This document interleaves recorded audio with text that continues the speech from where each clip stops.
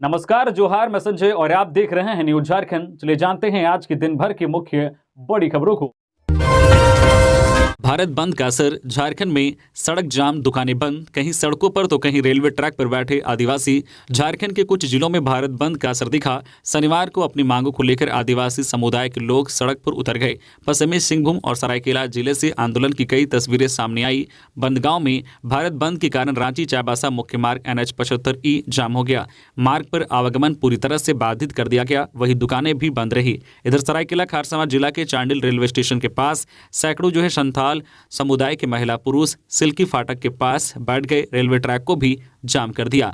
आंदोलनरत आदिवासी समुदाय के लोग झंडा बैनर लेकर बंदगांव थाना अंतर्गत बाजार में रांची चाईबासा मुख्य मार्ग NH 75E पर आकर बैठ गए और लगातार नारेबाजी करते रहे, जिससे रांची चाईबासा मुख्य मार्ग पर आवागमन पूरी तरह से बाधित हो गया। उन्होंने अपनी मांगों को लेकर जमकर आवाज बुलंद किया। बता दें कि भारत के आदिवासियों की धार्मिक आस्था को वर्ष 2024 के जनगणना प्रपत्र में अलग धर्म कॉलम में अंकित किए जाने की मांग को लेकर शनिवार को भारत बंद की घोषणा की गई थी। सिंगल अभियान व केंद्रीय सरना समिति के इस बंद का झारखंड के विभिन्न आदिवासी संगठनों ने समर्थन किया है। इसी के मद्देनजर शनिवार को केंद्रीय सरना समिति और सिंगल अभियान के लोगों ने आंदोलन शुरू किया। झारखंड में नव वर्ष को लेकर सुरक्षा के रहेंगे पुख्ता इंतजाम। राजधानी रांची सहित पूरे राज्य में नव वर्ष को लेकर सुरक्षा के पुख्ता इंतजाम रहेंगे। इस संबंध में पुलिस मुख्यालय ने सभी जिलों के SP को अलर्ट कर दिया है। सभी SP को पार्क, वाटरफॉल, मंदिर सहित अन्य पर्यटक स्थलों पर सुरक्षा के कड़े इंतजाम करने को कहा गया है। आम लोगों की सुरक्षा को लेकर पुलिस पूरी तरह से अलर्ट है। भीड़ भाड़ वाले इलाके में पुलिस की गश्त विशेष रूप से की जाएगी। शराब पीकर गाड़ी चलाने वालों के खिलाफ जांच के लिए विशेष रूप से निर्देश दिया गया है। जिलों में सुरक्षा के दृष्टिकोण से अतिरिक्त पुलिस बल तैनात किया जाएगा ताकि विधि व्यवस्था की समस्या उत्पन्न नहीं हो। सभी रेंज DIG को निर्देश दिया गया है कि वे सुरक्षा को लेकर अपने कार्य क्षेत्र के अधीन आने वाले SSP और SP को आवश्यक निर्देश दें। रांची में पिकनिक स्पॉट, पर्यटक स्थल और मंदिरों में नव वर्ष को लेकर लगभग 2000 अतिरिक्त पुलिस बल की तैनाती की गई है। SSP चंदन कुमार सिन्हा ने शनिवार को बताया कि पिकनिक स्पॉट पर सुरक्षा के पुख्ता इंतजाम किए गए हैं। पर्याप्त संख्या में सभी जगह पर पुलिस बल की तैनाती की गई है। इसके अलावा SSP, DSP और सभी थाना प्रभारी को अपने अपने क्षेत्र में विशेष निगरानी रखने को कहा गया है। साथ ही सादे लिबास में महिला और पुलिस कर्मियों की तैनाती की गई है। पारा शिक्षकों का CM आवास घेराव 10 जनवरी तक स्थगित, जल्द होगी वार्ता। झारखंड सहायक अध्यापक संघर्ष मोर्चा के नेतृत्व में चल रहा मुख्यमंत्री आवास का अनिश्चितकालीन घेराव 10 जनवरी तक के लिए स्थगित कर दिया गया है। मुख्यमंत्री हेमंत सोरेन के निर्देश पर गिरिडीह के विधायक सुदिव्य कुमार सोनू के साथ राजभवन के पास मोर्चा के प्रतिनिधियों की वार्ता हुई, जिसमें यह निर्णय लिया गया। मोर्चा के नेतृत्व में पारा शिक्षक गुरुवार से अनिश्चितकालीन घेराव पर बैठे हुए थे।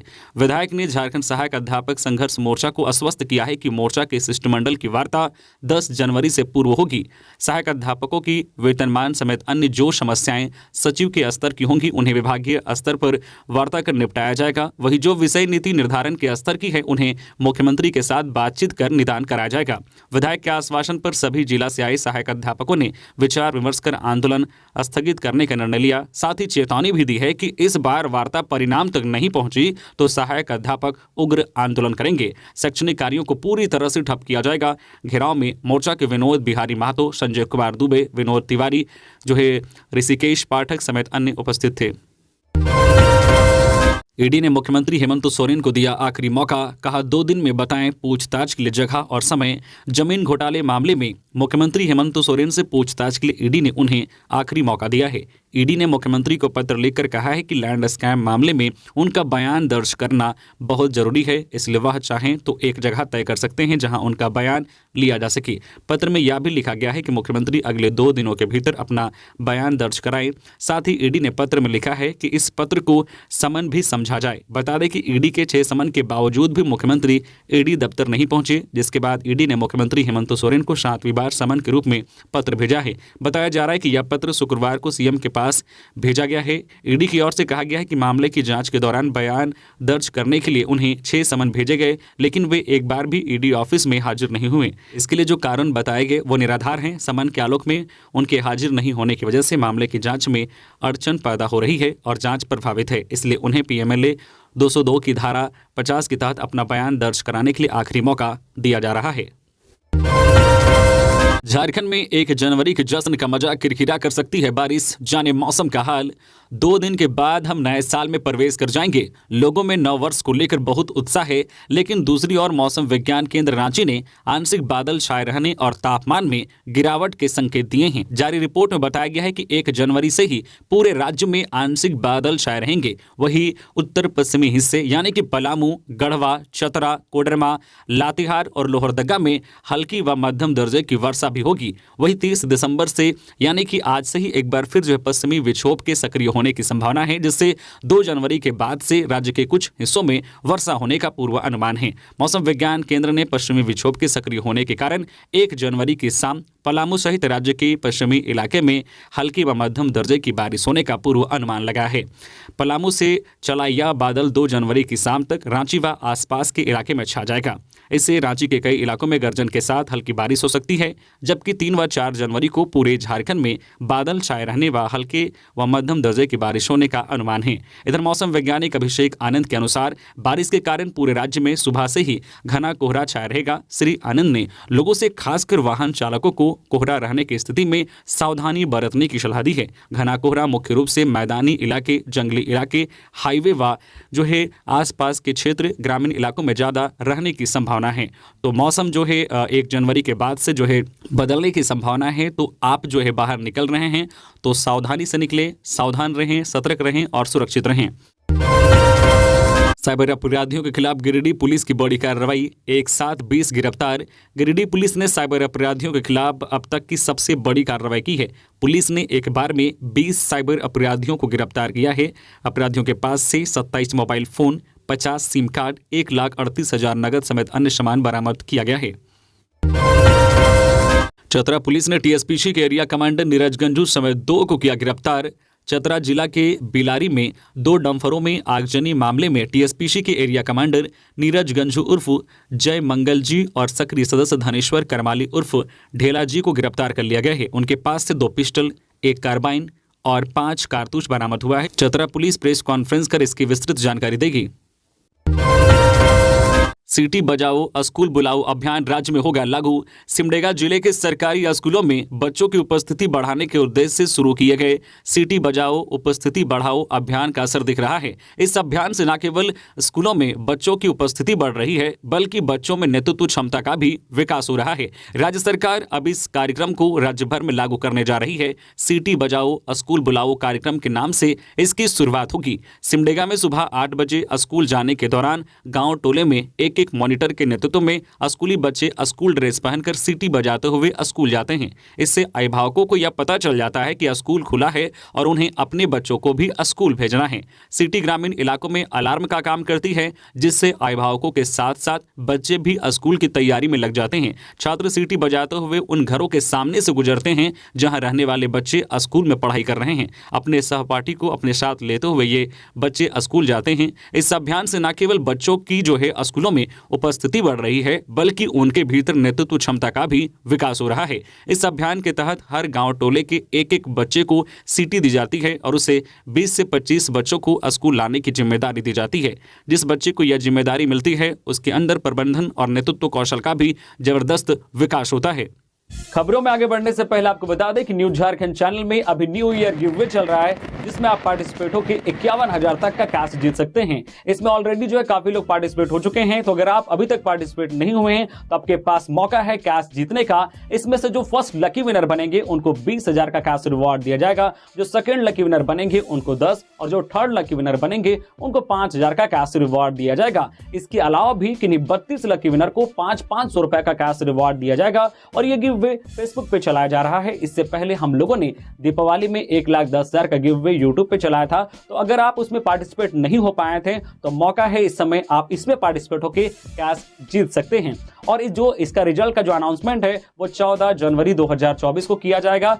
और एक चीज और है कि ये रजिस्ट्रेशन इसमें बिल्कुल फ्री है, कोई भी दर्शक इसमें पार्टिसिपेट होकर कैश जीत सकते हैं। तो आप चूक ना जाए कैश जीतने के लिए, इसलिए जल्दी जल्दी रजिस्ट्रेशन करें और कैश जीतने के लिए तैयार हो जाएं। चलिए हम लोग बढ़ते हैं अपने खबरों की ओर। धन्यवाद। घर घर जाकर स्क्रीनिंग कर कुपोषित बच्चों को किया जाएगा चिन्हित। राज्य भर में मातृ शिशु स्वास्थ्य सुरक्षा को लेकर 1 माह का विशेष अभियान चलेगा। माँ व शिशु की सेहत सुरक्षा को लेकर बुधवार से झारखंड मातृ शिशु स्वास्थ्य एवं पोषण माह की शुरुआत कर दी गई है। यह अभियान 27 जनवरी तक चलेगा। विशेष अभियान के तहत अगले 27 जनवरी तक राज्य के सभी जिलों में शहरी व ग्रामीण स्तर पर गर्भवती और बच्चों की सामान्य स्वास्थ्य की जांच की जाएगी। अभियान के लिए एएनएम, सहिया और आंगनबाड़ी सेविका के माध्यम से आंगनबाड़ी केंद्रों से लेकर स्वास्थ्य उपकेंद्र स्तर पर सत्र आयोजित किए जाएंगे। सहिया और आंगनबाड़ी सेविका बच्चों को जो क्रमबद्ध तरीके से सत्र स्थल तक लाने के लिए अभिभावक को प्रोत्साहित करेंगी। साथ ही जो है घर घर जाकर 9 माह से 5 वर्ष तक के लगभग 41,80,593 बच्चों को विटामिन ए और IMA सिरप पिलाई जाएगी। गंभीर रूप से कुपोषित बच्चों को चिन्हित किया जाएगा। इसके लिए बच्चे का वजन, लंबाई, अनुपातिक वजन, दोनों पैर में सूजन आदि की जांच की जाएगी। 0 से 5 वर्ष तक के बच्चों की स्क्रीनिंग के बाद बेहतर इलाज के लिए MTC भेजा जाएगा। रांची, हजारीबाग सहित कई जिलों में खुलेगा वाहन scrapping facility centre. Ranchi, Dhanbad, Jamshedpur और हजारीबाग सहित राज्य के कई जिलों में वाहन स्क्रैपिंग फैसिलिटी सेंटर खुलेगा। परिवहन विभाग ने स्क्रैपिंग फैसिलिटी सेंटर खोलने के लिए आवेदन मांगा है। उन्हीं संस्थानों के आवेदन स्वीकार किए जाएंगे जिनके पास सेंटर खोलने के लिए निर्धारित कागजात और स्थान उपलब्ध होंगे। आवेदन करने वाली एजेंसी को 1 लाख रुपए रजिस्ट्रेशन शुल्क और 10 लाख रुपए की बैंक गारंटी देनी होगी। स्क्रैप फैसिलिटी सेंटर में वैसे पुराने वाहन जिनसे प्रदूषण फैल रहा है या रजिस्ट्रेशन का रिन्यूअल नहीं किया गया है उसे स्क्रैप घोषित करते हुए डिस्पोजल किया जाएगा। पुराने वाहनों को स्क्रैप कराने का प्रमाण पत्र देने पर नए वाहन की खरीदारी करने पर रोड टैक्स में छूट मिलेगी। वाहन का डिस्पोजल कराने के दौरान उक्त वाहन का बकाया रोड टैक्स या फाइन में भी छूट मिलेगी। केंद्र ने वाहन स्क्रैपिंग पॉलिसी सितंबर 2021 में ही लागू कर दी थी, पर झारखंड में एक भी स्क्रैपिंग सेंटर नहीं होने से पुराने वाहनों को स्क्रैप करने में दिक्कत हो रही थी। हॉकी इंडिया ने FIH ओलंपिक क्वालिफायर के लिए घोषित की 18 सदस्यीय भारतीय महिला टीम। हॉकी इंडिया ने शनिवार को 13 से 19 जनवरी तक रांची में होने वाले FIH हॉकी ओलंपिक क्वालिफायर 2024 के लिए 18 सदस्यीय भारतीय महिला हॉकी टीम की घोषणा कर दी है। टीम जो है प्रतियोगिता में शीर्ष 3 टीमों में से एक बनने और पेरिस 2024 ओलंपिक के लिए योग्यता हासिल करने के लक्ष्य के साथ रांची में मैदान में उतरेगी।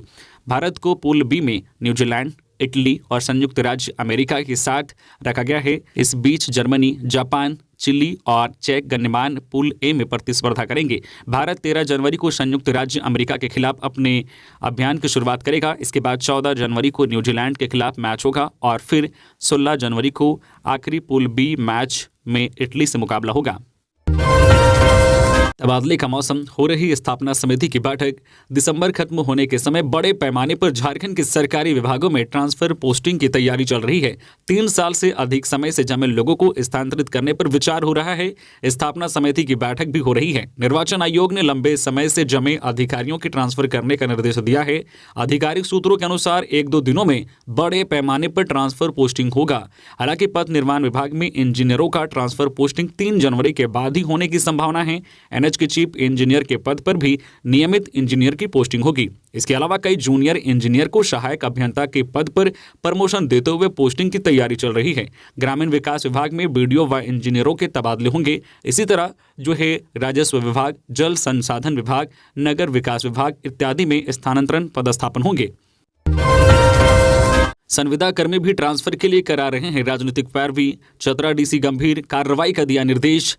चतरा जिला के सरकारी व संविदा कर्मी अपने ट्रांसफर पोस्टिंग के लिए राजनीतिक पैरवी का सहारा ले रहे हैं। राजनेताओं की ऊंची पहुंच का दबाव जिले के वरीय अधिकारियों पर दिलवा रहे हैं ताकि उनका ट्रांसफर पोस्टिंग मनमाफिक जगह पर हो सके।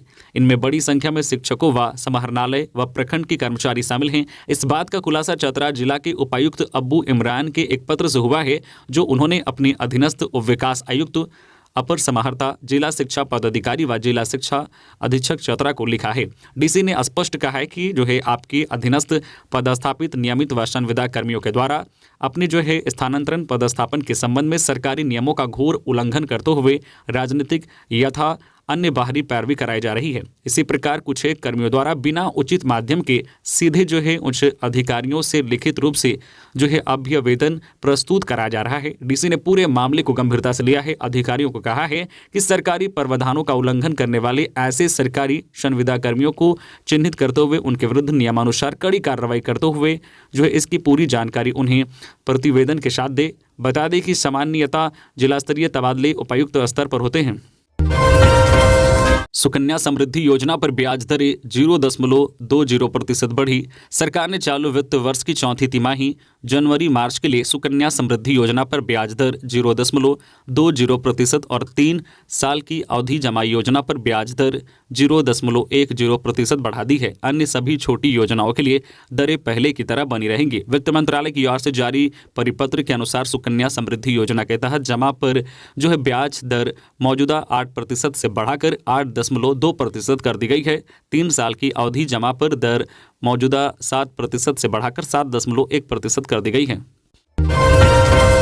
भारत बंद के आह्वान के कारण NH 75E रांची चाईबासा मुख्य मार्ग पर आवागमन बाधित। बंदगांव में सड़क जाम, दुकानें भी बंद।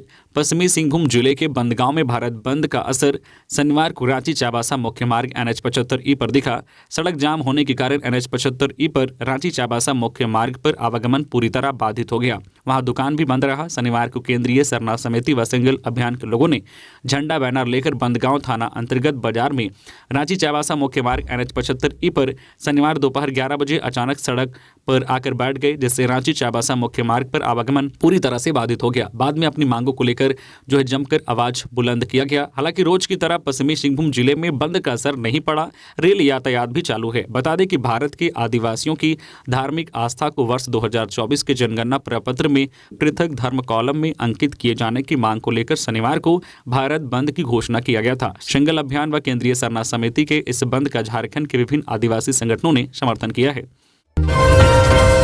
जांच घर में लगी आग, लाखों का सामान जलकर राख। समय रहते आग पर पाया गया काबू। धनबाद में शहर के सदर अस्पताल के समीप SRL जांच घर में शनिवार की अहल सुबह आग लग गई। इस हादसे में लाखों रुपए का सामान जलकर राख हो गया। हालांकि हादसे में किसी के घायल होने की खबर नहीं है। स्थानीय जो है दुलारी देवी ने बताया कि सुबह 5 बजे आवाज सुनकर दरवाजा खोला तो देखा अंदर से धुआं निकल रहा है। हादसे को लेकर यहां काम कर रहे शब्बीर आलम ने बताया है कि हम अंदर काम कर रहे थे। आग लगने के बाद सायरन बजा तो हम भागकर बाहर निकले। सभी आग पर काबू पाने का प्रयास करने लगे, लेकिन आग फैल चुकी थी। हमने सुबह दमकल को फोन किया तो आग पर काबू पाया गया। आग किस वजह से लगी इसका पता अब तक नहीं चल सका है, लेकिन इसकी एक वजह शॉर्ट सर्किट को भी माना जा रहा है।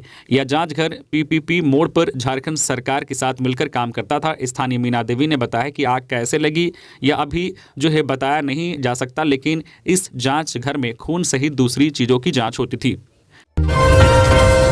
होटवार जेल से प्रभात खबर के प्रधान संपादक को मिली धमकी। योगेंद्र तिवारी के नाम पर आया था फोन। प्रभात खबर के प्रधान संपादक आशुतोष चतुर्वेदी को रांची के बिरसा मुंडा केंद्रीय कारागार होटवार जेल से धमकी दी गई है। मिली जानकारी के मुताबिक प्रभात खबर में छपी खबरों का उल्लेख करते हुए योगेंद्र तिवारी नाम से धमकी दी गई है। फोन नंबर 06512911-807 से आशुतोष चतुर्वेदी को धमकी दी गई है। इस मामले में वरीय संपादक विजय पाठक ने गृह सचिव, DGP, रांची के DC, SSP, कारा महानिरीक्षक और बिरसा मुंडा कारा के अधीक्षक से लिखित शिकायत की है। उन्होंने घटना की विस्तृत जानकारी देते हुए कार्रवाई की मांग की है। जानकारी के मुताबिक शनिवार की सुबह जो है प्रभात खबर के प्रधान संपादक आशुतोष चतुर्वेदी को मोबाइल फोन पर धमकी दी गई। उनके नंबर पर सुबह 8:28 पर फोन आया था। धमकी योगेंद्र तिवारी के नाम पर दी गई। कुछ देर बाद वरीय संपादक विजय पाठक के मोबाइल नंबर पर भी फोन आया। उनके नंबर पर सुबह 8:34 से लेकर 8:50 के बीच फोन आया। हालांकि इस दौरान बात नहीं हो पाई। छानबीन पर पता चला है कि बिरसा मुंडा केंद्रीय कारागार से फोन किया गया था। तो ये थी आज की झारखंड की टॉप बड़ी खबरें। इसी तरह से झारखंड की हर छोटी बड़ी खबर देखने के लिए आप हमारे चैनल न्यूज झारखंड चैनल को सब्सक्राइब करके बेल आइकन प्रेस कर दीजिए, जिससे आपको झारखंड की हर छोटी बड़ी खबर का अपडेट आप तक पहुंचता रहे। धन्यवाद।